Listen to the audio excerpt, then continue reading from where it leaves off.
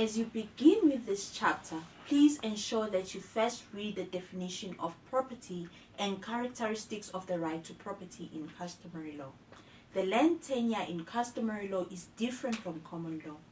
In order for you to be able to understand the application of the various pieces of legislation discussed in this chapter, it is important that you grasp the basics of the land tenure in terms of customary law.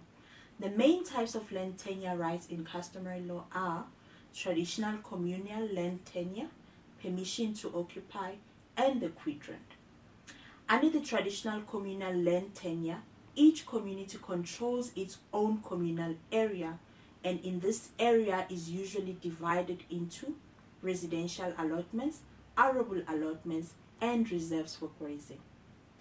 The land tenure rights under this system can be obtained through the ukukhonza system.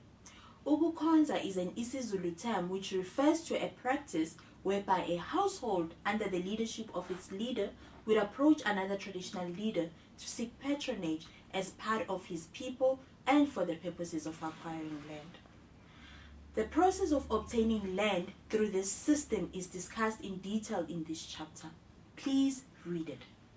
Permission to occupy, also referred to as the PTO, is based on the traditional communal land tenure system. The only difference is that under the PTO, the traditional leader and traditional council would recommend the granting of the tenure rights. The commissioners, later the magistrates, would subsequently approve the tenure rights by issuing a PTO certificate to the applicant. This was done after consultation with the traditional leader and his traditional council.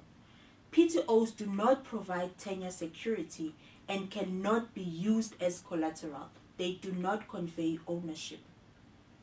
They cannot be transferred, ceded, leased, sublet, or disposed of except with prior approval of the commissioner or magistrates.